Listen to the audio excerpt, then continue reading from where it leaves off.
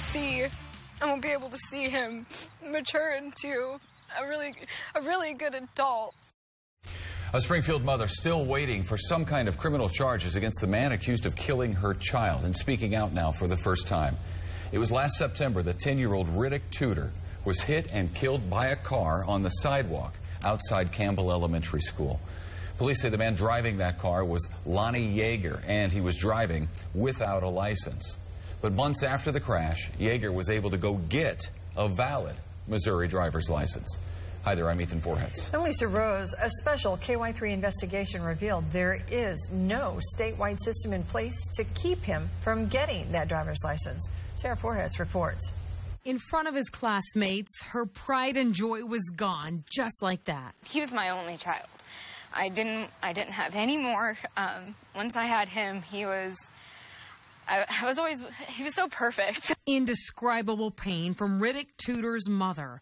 Her little boy killed, only 10 years old. He was on the cusp of being able to blossom into a full person, and it bothers me so much that I won't be able to see him mature into a really good adult. Cheryl and Noah want someone held accountable. That is the hardest thing. Police say the man behind the wheel that day was Lonnie Yeager, 36 years old, had never been licensed to drive. In 2007, got a court-appointed guardian due to severe cognitive impairment, including having seizures. And in 2015, he told police he had a brain injury and was never licensed to drive. That September day, though, last year, police say he plowed a car into a group of students and teachers outside Campbell Elementary, pinning Riddick to the fence.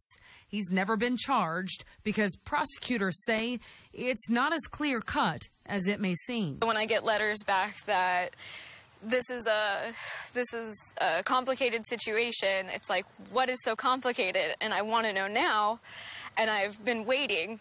What happened that afternoon is clear-cut, but why it happened is not.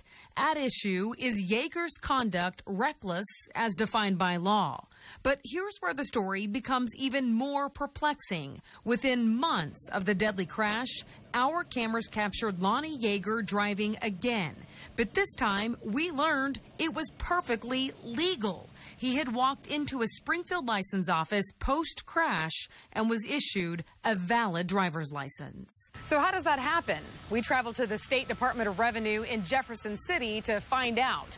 We know that Yeager had already been deemed mentally incapacitated by a civil court in St. Francis County, Missouri, and had been assigned a legal guardian.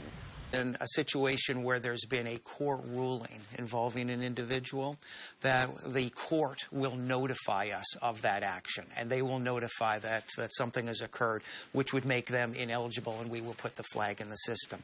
Now, depending on the circumstances of the court ruling, we have different levels of success in regard to that notification. In Yeager's case, he was not flagged. The director of the Department of Revenue says they were never notified of the St. Francis County court ruling, and Director Joe Walters says they should have been. I think we all have responsibilities for this.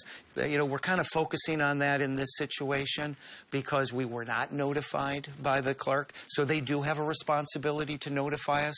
I think we also have a responsibility to proactively go out and seek the information. And we are constantly trying to improve the process in regard to that. Prosecutors tell us it's not the court's responsibility to notify the state. They can volunteer to do it, but they aren't required to. And often, like in this case, an incapacitation ruling isn't even in criminal court, so a prosecutor wouldn't even know about it. Little Riddick's short life and tragic death are now leading to permanent changes. We're actually talking now to the Organization for State Courts in the state of Missouri about getting monthly reports that we can then proactively comb through and see if there's information in there to help us. It's not an outcome that could bring Riddick back or even have saved his life, but it could save another family the pain Sherilyn lives with every day. That is the biggest thing out of this, is that I hope that definitely nobody else will have will be able to get a driver's license if they've been determined as somebody that's incapable of taking care of themselves. We did talk to Greene County Prosecutor Dan Patterson. Again, he says the case is under advisement, but still no timetable as to if and when charges will be filed. Also, Lonnie Yeager declined to comment for an interview.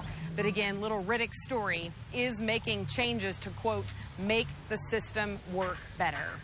Reporting from Springfield, I'm Sarah Forhetz.